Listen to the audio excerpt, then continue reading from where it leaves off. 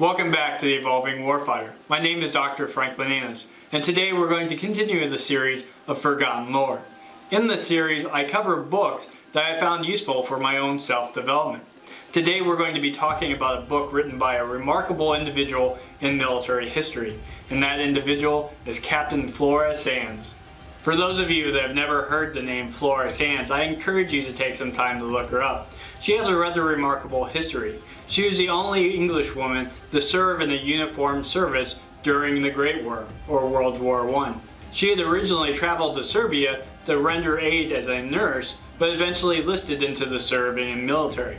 She really sets the example of a warrior medic in the sense that she provided nursing services when she was able to, but she was willing to take up a rifle and fight the enemy when required. She faced significant hardships serving with the Serbian military as they were pushed out of Serbia into Albania. The book that we'll be reviewing today, An English Woman Sergeant in the Serbian Army, recounts her time between the period of about 1914 and 1916. The first leadership lesson I encountered in this book was the topic of what it meant to be a good officer.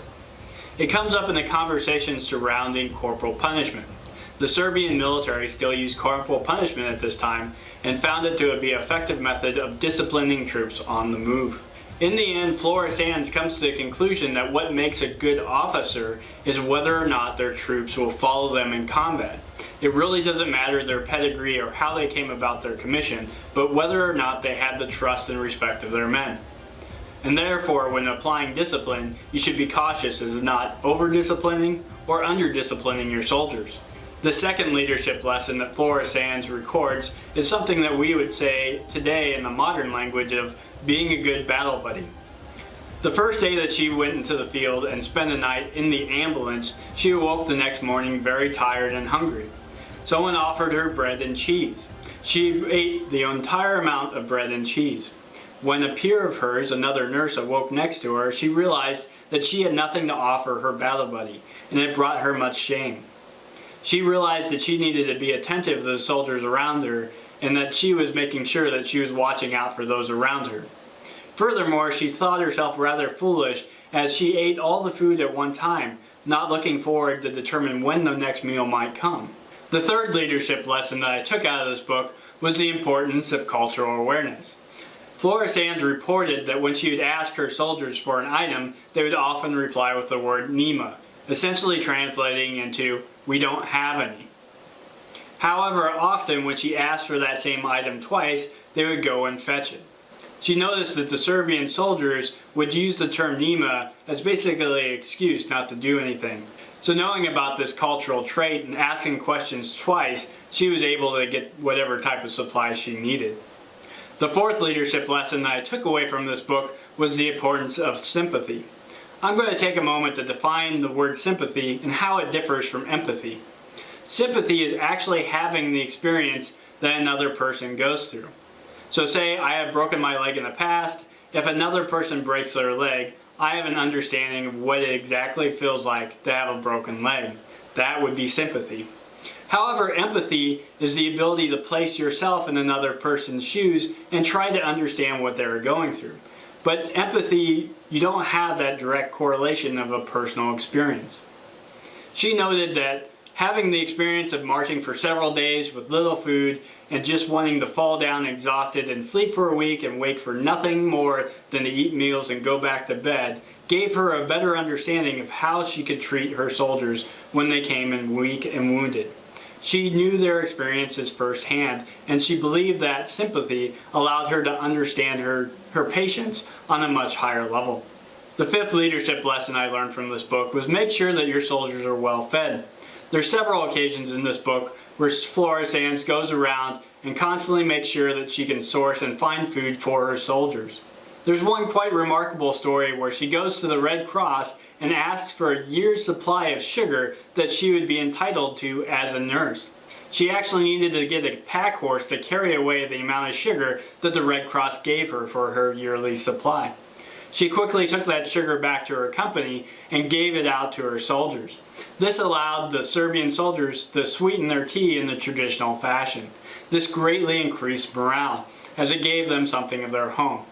So we should be like Flora Sandes and make sure that our soldiers' basic needs are met, and when possible, given those little luxuries that can greatly increase morale. The final leadership lesson that I took out of this book was always make sure that your soldiers can stay warm.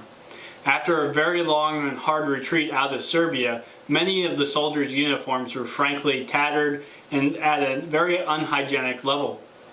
As a result, these men were given a new set of blue corduroy outfits to wear to work outside in the docks, and their old uniforms were burned.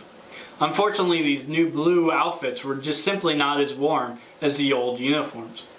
Flora Sandes made sure that she found and sourced sweaters to keep her soldiers warm when they were working on the docks. You can imagine how much this would increase morale and well-being after giving a brand new set of clothes that was suited for the environment. I greatly enjoyed this short book and the rich detail found within. Like I said before, this book covers up until the period about 1915, at which time then Sergeant Sandes travels back to England. She assembles the writings together and publishes this book in an attempt to raise funds for the Serbian military. She will eventually travel back to Serbia, rejoin the military in the fight. During the fighting, she'll get severely injured, and she'll eventually get promoted to the rank of Sergeant Major. Unfortunately, the injuries are such an extent that she'll no longer be able to participate in active combat. So she'll remain in a hospital and function as a nurse for the rest of the war. After the war, she'll be given a commission as a captain in the Serbian military. With such a rich military history inside the First World War, it's amazing that her military history actually continues into the Second World War. But I'm happy to report that Captain Flora Sandes lived a very long life, living to the age of 80. Captain Sandes is quite a remarkable person in terms of military history. She was the only English woman to serve in the uniformed service during World War I. She definitely led the way to proving that women were capable of fighting on the front lines. She is a great role model for anyone in military medicine, demonstrating that you could care and can be compassionate to wounded soldiers, but pick up a rifle and to defend them if required. I invite you all to take a deeper look into the history of Flora Sandes and share her story among your peers. With such an amazing impact on world history, we should ensure that her legacy lives long into the future.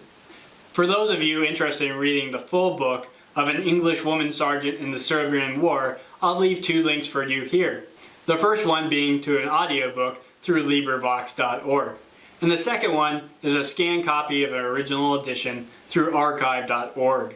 Thank you for watching this video. I hope you found it educational and enjoyable. For those of you that wish to see more videos similar to this on military history or the topic of military self-development, I encourage you to subscribe to the Evolving Warfighter. Until next time, focus on your self-development so we can ensure that we can dominate the modern battlefield.